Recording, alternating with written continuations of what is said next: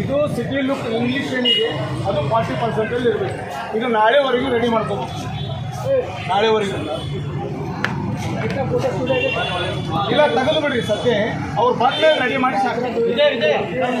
ಹೌದು ತೆಗಿಬೇಕು. ನಾವೇನು ಮಾಡೋಕ್ಕಾಗಲ್ಲ. ಅವ್ರು ತರಿಸ್ರಿ 60% ಕನ್ನಡ 40% ಇಂಗ್ಲೀಷ್ ಹಾಕೋಬೇಕು.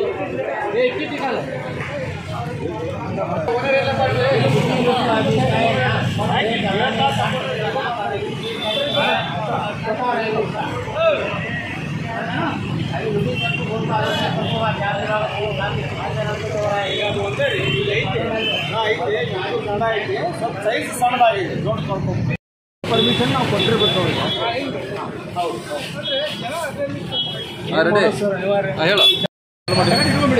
ಕರ್ನಾಟಕ ಸರ್ಕಾರದ ಆದೇಶ ಮತ್ತು ಸುತ್ತೋಲೆಯಂತೆ ಈಗಾಗಲೇ ದಾಂಡೇಲಿ ನಗರಸಭೆ ವ್ಯಾಪ್ತಿಯಲ್ಲಿ ಕನ್ನಡ ಭಾಷೆಗೆ ಪ್ರಾಧಾನ್ಯತೆ ನೀಡುವ ಕುರಿತು ಕನ್ನಡದಲ್ಲೇ ನಾಮಫಲಕಗಳನ್ನು ಅಳವಡಿಸಲು ಎಲ್ಲ ಸಾರ್ವಜನಿಕರಿಗೆ ಪತ್ರಿಕಾ ಮಾಧ್ಯಮದ ಮೂಲಕ ಮತ್ತು ವೈಯಕ್ತಿಕವಾಗಿ ನೋಟಿಸ್ಗಳ ಮೂಲಕ ಅವರ ಗಮನಕ್ಕೆ ತಂದಾಗಿದೆ.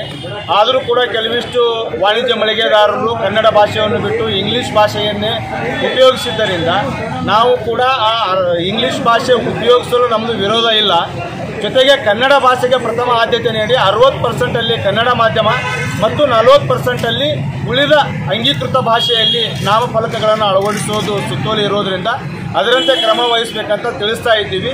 ಆಂಗ್ಲ ಭಾಷೆಯಲ್ಲಿ ಇರ್ತಕ್ಕಂಥ ನಾಮಫಲಕಗಳನ್ನು ತೆರವು ಕೂಡ ಮಾಡ್ತಾ ಇದ್ದೀವಿ.